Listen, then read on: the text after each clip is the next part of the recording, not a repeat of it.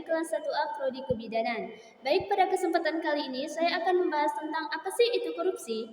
Jadi, korupsi merupakan perbuatan yang dilakukan dengan sengaja untuk memperkaya diri sendiri.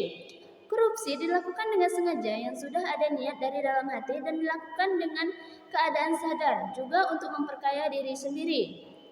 Korupsi tidak hanya berupa uang, tetapi juga waktu dan tenaga. Yang selanjutnya ada ciri-ciri orang yang korupsi. Yang pertama, suka pamer, butuh pengakuan, konsumtif, berlebih-lebihan. Yang selanjutnya ada dua faktor penyebab terjadinya korupsi. Yang pertama yaitu faktor internal dan faktor eksternal. Faktor internal merupakan penyebab korupsi yang datang dari diri sendiri, sedangkan faktor eksternal terjadi karena sebab-sebab di luar diri pribadi. Ketika perilaku materialistik dan konsumtif masyarakat serta sistem politik yang masih mendewakan materi, maka dapat memaksa terjadinya permainan uang dan korupsi. Korupsi akan terus berlangsung selama masih terdapat kesalahan tentang cara pandang kekayaan.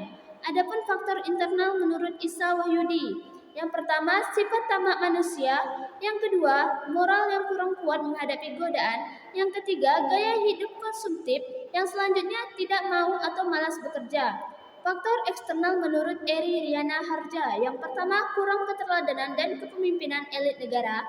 Yang kedua, rendahnya gaji pegawai negeri sipil. Yang ketiga, lemahnya komitmen dan konsistensi penegakan hukum dan peraturan perundangan. Yang keempat, rendahnya integritas dan profesionalisme. Yang kelima, mekanisme pengawasan internal di semua lembaga peradilan, bankan, keuangan, dan birokrasi belum mapan. Yang keenam, kondisi lingkungan kerja, tugas, jabatan, dan lingkungan masyarakat. Yang selanjutnya, lemahnya keimanan, kejujuran, rasa malu, moral, dan etika. Yang selanjutnya ada faktor yang mempengaruhi korupsi menurut ICW. Yang pertama, ada politik. Yang kedua, hukum. Yang ketiga, ekonomi dan birokrasi. Yang keempat, transnasional. Yang selanjutnya ada faktor politik.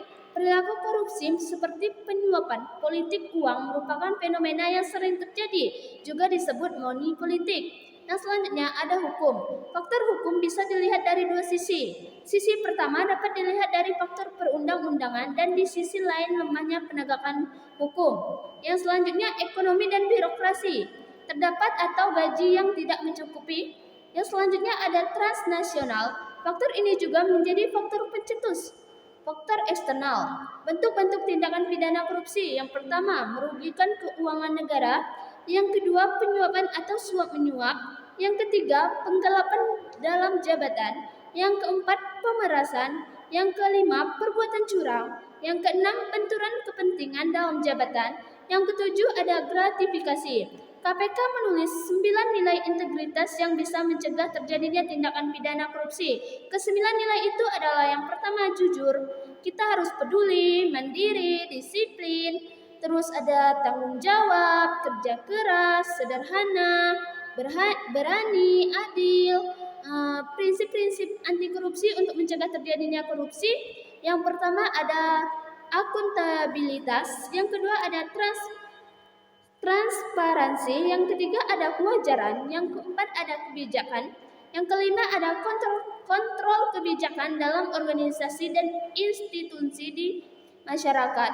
Yang selanjutnya, prinsip-prinsip anti korupsi merupakan langkah-langkah antisipatif yang harus dilakukan agar laju perkembangan anti korupsi dapat dibendung atau diberantas. Baiklah, saya kira cukup sekian video saya pada kesempatan pada kali ini. Jika ada kesalahan, saya mohon maaf. Saya akhiri. Wassalamualaikum warahmatullahi wabarakatuh.